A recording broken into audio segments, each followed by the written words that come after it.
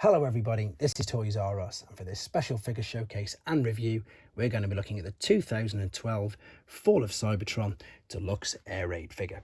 So what we're going to do with this video, we're going to have a detailed look at him in both of his modes to help you decide how you want to display him. We're going to have a look at the accessories that come with him to help you know if yours is complete. We will of course do some comparisons with him and his Generation 1 self for what it's worth.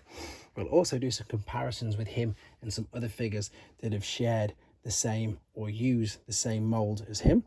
And as I'm lucky enough to have one still in the packaging, which is in fact the Takara version, I'm going to show you the main differences between that and the standard Hasbro version that you can see loose.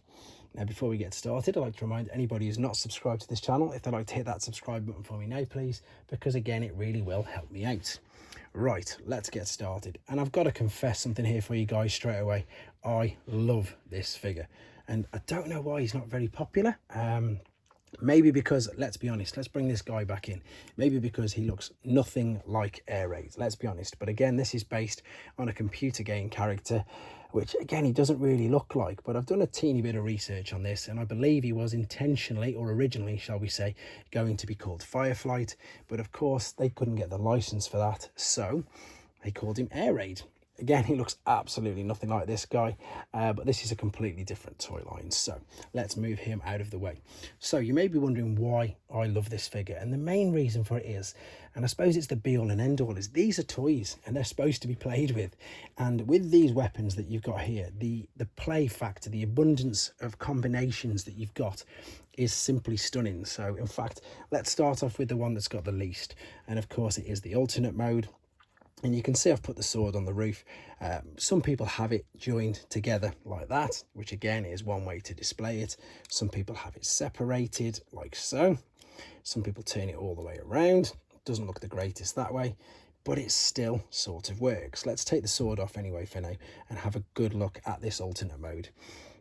Again, it's like something I've never seen before, so this is why I like it. This is why I liked Cyclonus and Scourge as a kid, because you know they were things that you haven't seen before.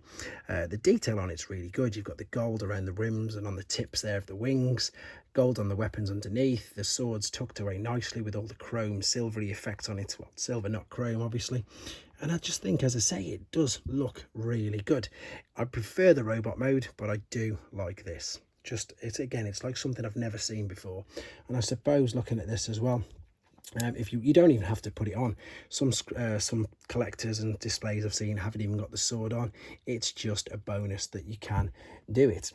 Let's have a look at it then. So this is the sword. I suppose the things to be aware of is the fact that these can come off, and they do spin all the see, there you go, jinxed. They come all the way around, so you've got a double way of displaying when it's in this mode.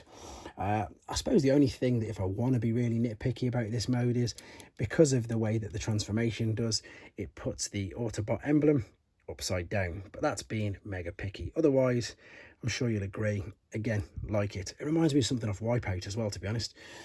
The game we used to play a lot in the 90s. Right, so there's the sword. Then we've got a huge sword, which can be split. Sometimes this piece comes with it. This piece is actually attached at the moment. They are together when he's in this mode, so you can make out there that there is the bit that attaches under there with the guns, and there, in fact, if I fold this out, you can see the guns there, and this sword is folding over. The complete transformation process for this figure is in a separate video, so you can look at that as well. I just want to concentrate on the figures for now. So again, let's have a look at what you can do with these.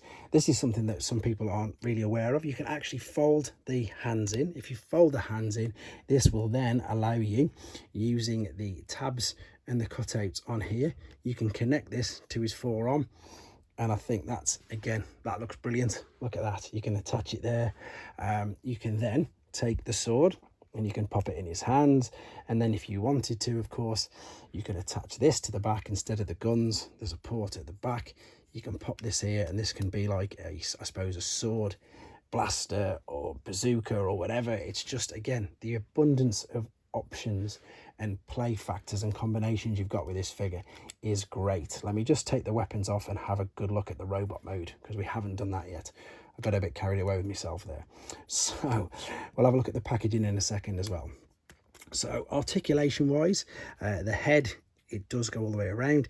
It is springy, but that is mainly due to the transformation process. You can see you've got ball and socket elbow joints. Shoulders will turn all the way around and go out, up and down to the side. Waist, there's no waist swivel. You can see there that the hips are on ball and sockets. The knees will rock backwards and forwards, and there isn't an ankle rock, but you can see where you can tilt the feet forward. So I love the translucent blue plastic there. I love the silver on the head. Autobot symbolism, of course, the right way round. I just think it looks good. You can tilt the wings down if you don't want the wings. Again, the abundance of displaying options is crazy. Let's have a look at the triple bladed sword. So this is something, again, that you can take the one sword, separate these, take the large sword. You've got the peg there, attach this into place. I don't know why you need a triple blade sword, to be honest, but especially not being a robot. But here we go. So that's obviously, you can see it looks pretty good. Again, it's just something else you can do. So then you can, of course, put the gun either on his forearm or in his hand as normal. He says, there we go. It just sits up a little higher.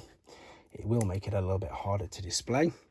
Before we have a look at some more combinations of this guy, let's have a look at the packaging. In fact, no, I need to take these off so you can see. So for those of you who are unaware, this is the Takara release. And at the time, now it's known as Premium Finish. So for anybody who's wondering where the Premium Finish toy line sort of came from, it's been around forever.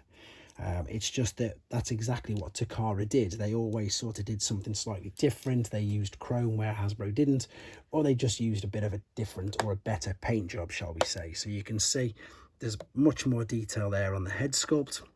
They just changed the colour scheme completely, changed the colour scheme on the weapons. Let's put this guy next to him.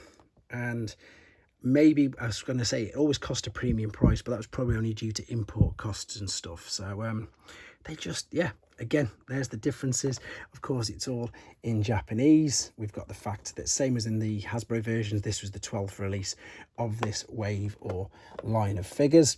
I like the fact that they've got the tech specs on the side, and they've got the advert there for some more figures in the Fall of Cybertron toy line there. And of course there they have, funnily enough, put the sword on the roof that way.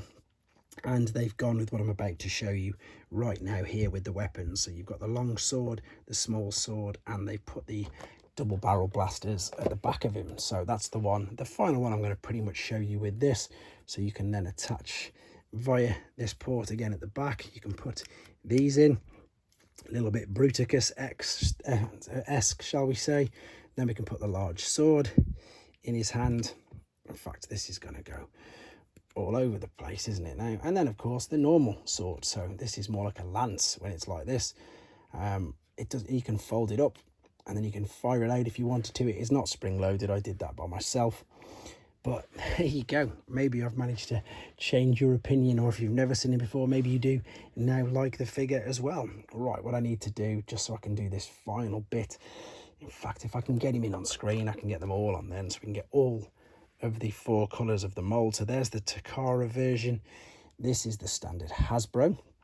This guy's the original owner of the mould. This is, of course, Shockwave. They slightly retooled, obviously different chest plate, different head. And then you've got this guy. You may not have seen this guy. This guy's name is Brimstone. He was released in 2014 and he was a botcon figure. But there you go. That is a, I suppose, decisive and in-depth look at a figure that, yeah, as you can tell, I do really like. Let me know what you think of him, or maybe your opinions changed. Hopefully this video's changed if you didn't really like him. Maybe you weren't aware of some of the things that you can now do with him. So again, let me know in the comments, guys. Hope you enjoyed looking at him. Take care. Thanks for watching. Like and comment, and don't forget to subscribe.